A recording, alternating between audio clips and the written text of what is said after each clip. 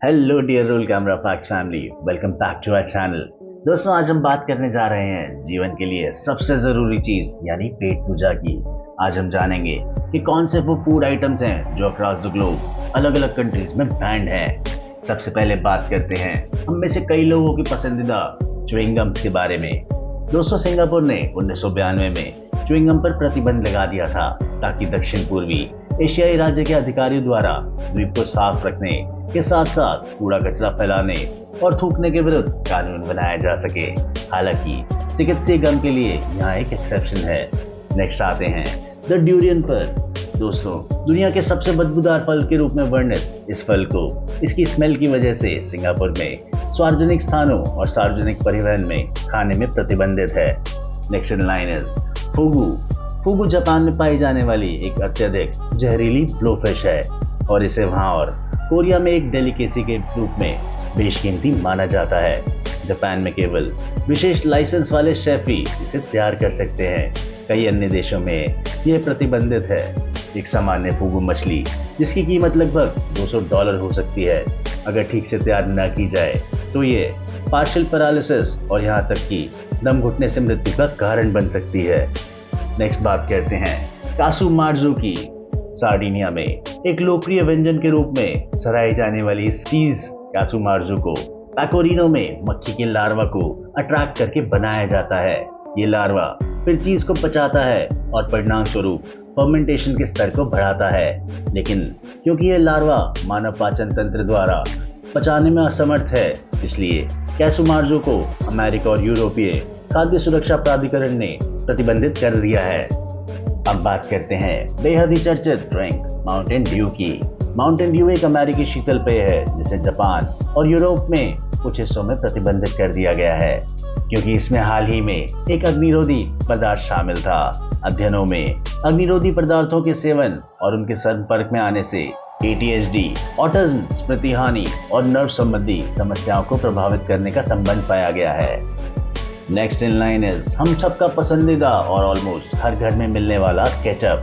France सरकार प्राथमिक विद्यालय के बच्चों को केचप खाने की अनुमति नहीं देती है। भला अब आप सोचेंगे कि केचप में क्या बुराई है। सरकार के अनुसार अगर बच्चे हर चीज के साथ केचप खाना शुरू कर देंगे तो उन्हें कभी भी भोजन का वास्तविक स्वाद नहीं पता चलेगा, जो अच्छी बात नहीं है। इसलिए फ्रांस के प्राथमिक विद्यालयों में केचप के उपयोग को प्रतिबंधित कर दिया गया है। वीडियो में आगे बात करते हैं केचप से ही जुड़े फ्रेंच फ्राइज की। एजोडिकार्बोनामाइड नामक रसायन युक्त फ्रेंच फ्राइज को यूके, ऑस्ट्रिया और सिंगापुर में प्रतिबंधित कर दिया गया है। इस रसायन का उपयोग फ्रेंच फ्राइज और कुछ ब्रेड के शेल्फ लाइफ को बढ़ाने के लिए किया जाता है, लेकिन यह अस्थमा से पीड़ित लोगों को प्रभावित करता है, इसलिए इसे प्रतिबंधित कर दिया गया है। सिंगापुर में इस रसायन से खाना बनाने से आपको जेल की सजा भी हो सकती है या आपको इसके लिए जुर्माना भी भरना पड़ सकता है। स्पीकिंग नेक्स्ट बच्चों की पसंद किंडर जॉय की बात करते हैं। किंडर जॉय USA में प्रतिबंधित है क्योंकि FDA प्लास्टिक में आने वाले किसी भी खाद्य वस्तु को मंजूरी नहीं देता है और यह 1938 के खाद्य औषधि और प्रसाधन सामग्री अधिनियम का उल्लंघन करता है। यही नहीं, अमेरिका में किंडर सरप्राइज एग्स पर प्रतिबंध है। वो इसलिए है क्योंकि प्लास्टिक टॉय की वजह से खाने वाले के लिए चोकिंग का जोखिम बना रहता है। आगे आने वाली डिश थोड़ी क्रूरता की तरफ है। दोस्तों, एक बेहद ही महंगी controversial French delicacy foie gras which literally translates to fat liver, उसको बनाने के क्रूर तरीके की वजह से पार्ट्स ऑफ US, चेक रिपब्लिक, फिनलैंड, इटली, पोलैंड और टर्की में इसको इलीगल करार दिया गया है। यह युवा बच्चों को या गीस को जबरन खाना खिलाने से बनता है जब तक उसका लिवर उसके प्राकृतिक आकार से 8 से 10 गुना ना फूल जाए। इस प्रोसेस को गैवेज कहा जाता है। यह मूल रूप से एक पीड़ित जानवर की कीमत पर एक स्वादिष्ट व्यंजन बनाना है। दोस्तों, बतखों से अब आगे बात करते हैं चिकन की।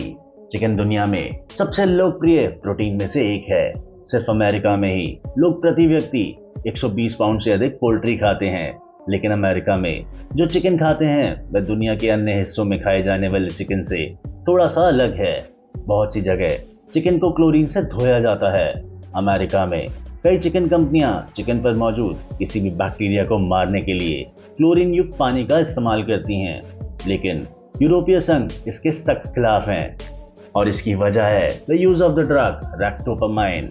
जबकि अमेरिका में कई विशेषज्ञों का कहना है कि रेक्टोपामाइन का सेवन सुरक्षित है।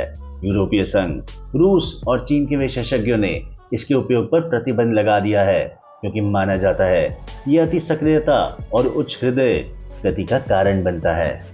वीडियो में नेक्स्ट है हम सबका फेवरेट समोसा। जी हाँ, समोसा।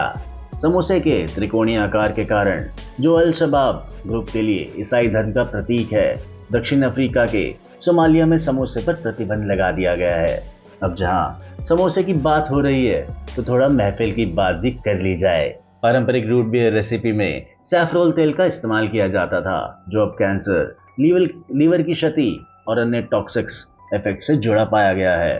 कुछ अमाउंट में ये तेल हैलुसिनेशंस और उल्टी का कारण भी बन सकता है।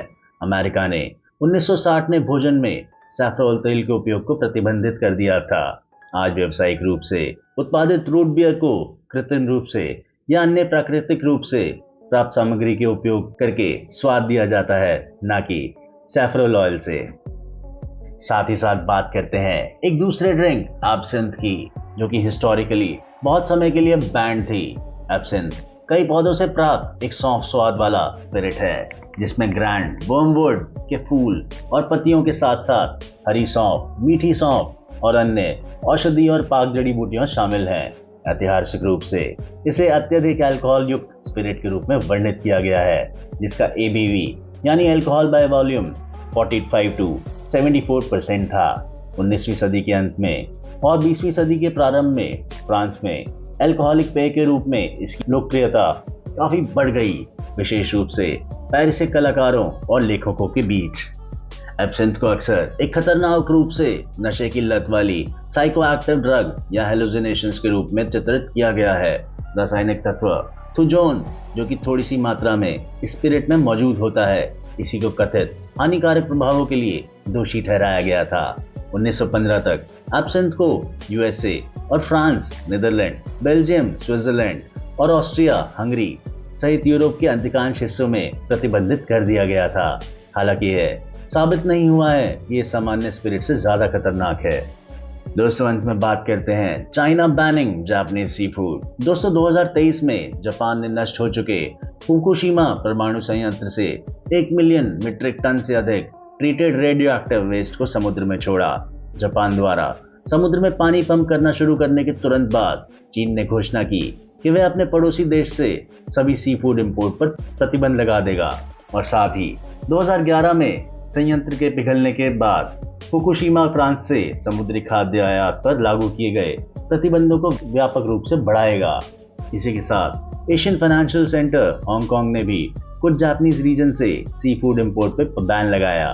तो दोस्तों, ये था आज का वीडियो अच्छा लगा हो तो इसे लाइक शेयर जरूर कीजिए और बेल आइकन दबाकर हमारे चैनल को सब्सक्राइब करना ना भूलें। मिलते हैं जल्दी नेक्स्ट वीडियो में। Thank you friends.